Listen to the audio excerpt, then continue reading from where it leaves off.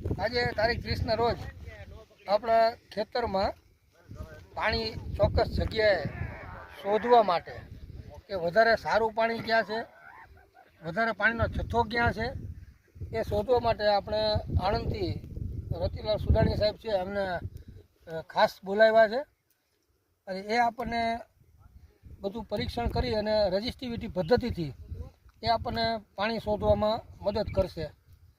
થોડાક મારા મનમાં પ્રશ્નો છે એ આપણે સુદાણી સાહેબને પૂછી લઈએ.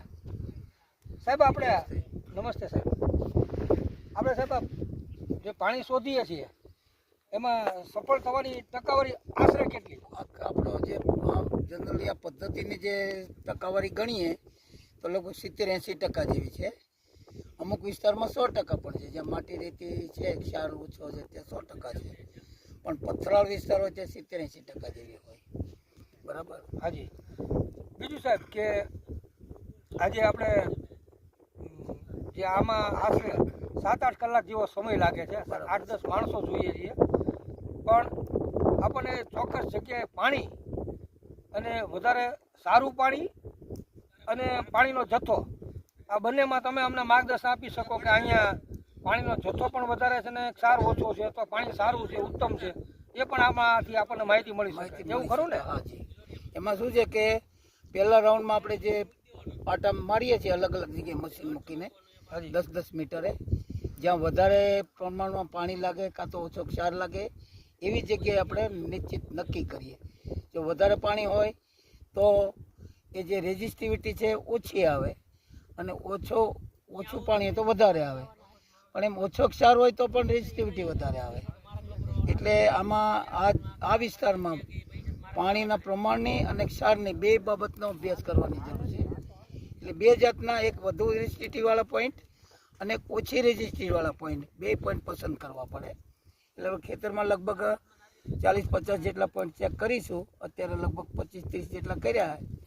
એમાંથી 1-2 પોઈન્ટ પસંદ થયા છે વધારે અત્યારે, પેલા પશ્ચિમ સેઠે અને પૂર્વ સેઠે. બરાબર. એમાંથી આપણે એનું ડિટેલ લઈશું ત્યારે ખબર ફાઇનલ પડશે, પણ અત્યારે જનરલ આઈડિયા છે કે આટલામાં પોઈન્ટના પસંદગી છે એમ. એટલે આમાં શું છે કે પાણી શોધવા માટે પાણી કળાવાળા આવે છે, પછી અલગ અલગ પદ્ધતિઓથી માણસો પાણી શોધતા હોય છે, ઘણીવાર નિષ્ફળતા પણ મળતી હોય છે એને. અને આપણે જે આપણે કીધું એમ 60-70-80% સુધી આમાં આપણને સફળતાનો રેશિયો છે. એટલે વધારે તો મતલબ આ જે વૈજ્ઞાનિક પદ્ધતિ છે એને અનુસરવું જ વધારે યોગ્ય છે, કારણ કે ઘણા બધા ખેડૂત મિત્રો જ્યાં પાણીના સ્ત્રોત નથી, કેનાલો નથી અને જ્યાં બોર એકમાત્ર ઉપાય છે, તો એવા ખેડૂત મિત્રોને આપણે અમારા વિડીયોના માધ્યમથી એમના સુધી પહોંચી શકીએ. તો આપનો પેલો ફોન નંબર એ પણ આપો તો શું છે કે ડિસ્ક્રિપ્શનમાં મૂકી દઈશ, માહિતી પહોંચી શકે. ફોન નંબર તો ડિટેલ ડિસ્પ્લે પર મૂકી દઈશું આવશે જ, પરંતુ એમાં શું છે કે જે લોકો જે જૂની પદ્ધતિઓથી પાણી જોવાનું કામ કરે છે દરેક ગામે છે, આખા વિશ્વમાં છે, ખાલી આપણા ગામમાં ગુજરાતમાં કે ભારતમાં નહીં, કે લોકો શોર્ટકટ શોધતા હોય.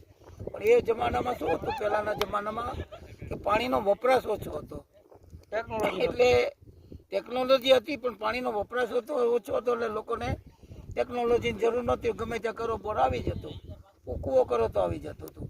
પણ હવે એ વસ્તુ ચાલે નહીં, વપરાશ વધી ગયો છે એટલે પાણીનું પ્રમાણ અને ઘટી ગયું છે અને એની ક્વોલિટી પણ નીચી ગઈ છે, ક્ષાર વધી ગયો છે એમાં.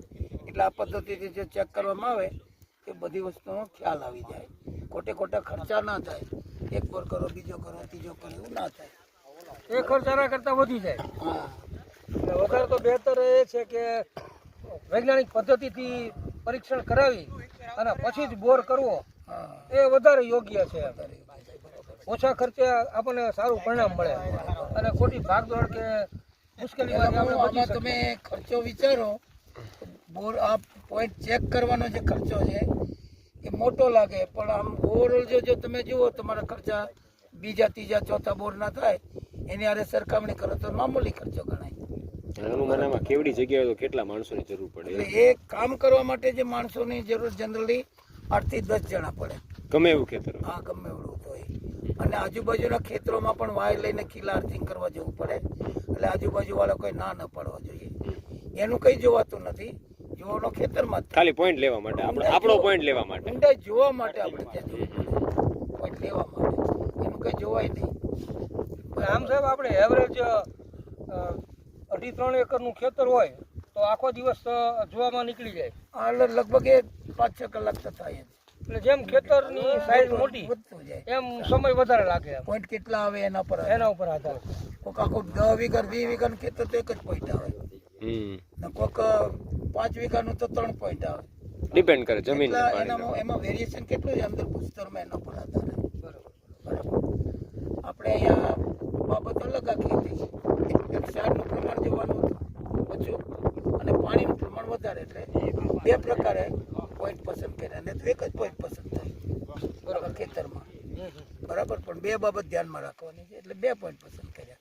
સાહેબ, એટલે એનું જે રિઝલ્ટ તૈયાર થાય. મશીન વિશે થોડોક ડિટેલ્સ સમજાવો. આ જે રેઝિસ્ટિવિટી મીટર છે, આ પોટેન્શિયલ ઇલેક્ટ્રોડ, એટલે જે આપણે ખીલા દેશી ભાષામાં કહીએ તો જે માર્યા હોય નજીકના ખીલા, એનાથી આંકડા સામાન્ય રીતે લેવાતા હોય. બરોબર.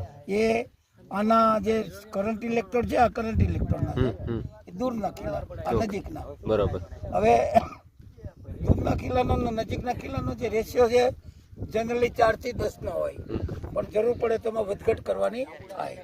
કેવા રીડિંગ મળે છે એના ઉપર હોય, પુસ્તકની રચના ઉપર આધાર રાખે.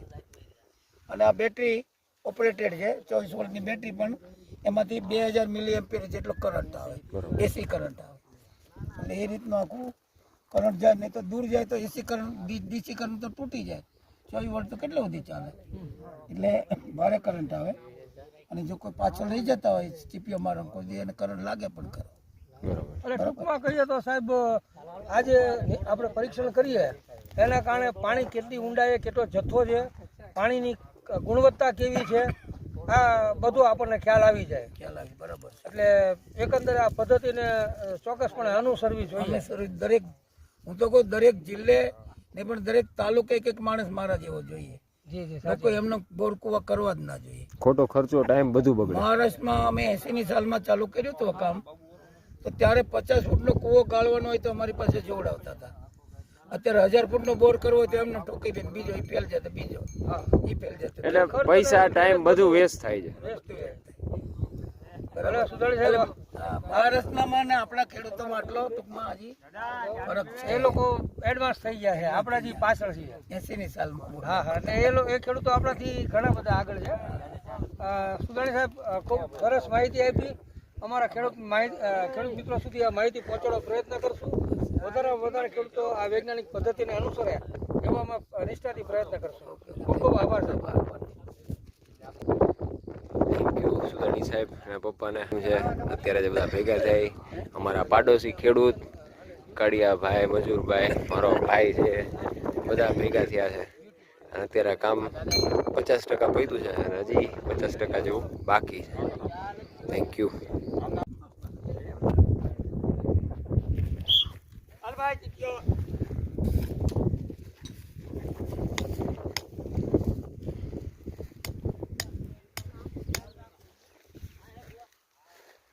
લોકો ઉપર ઉપર આવ્યા ને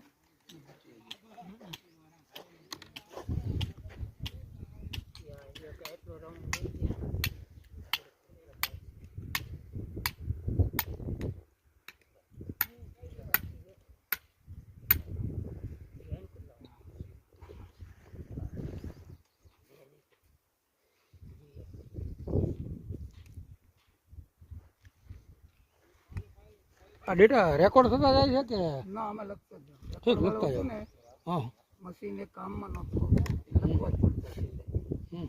એનું કારણ એ હતું કે કેટલા આગળ જાય એ પણ દર વખતે આમાં એન્ટર કરવું પડે. એ તો લાંબા નજીકના કિલ્લા કેટલા છે, દૂર આગા કેટલા, તો બધી લાંબી રામાયણ છે.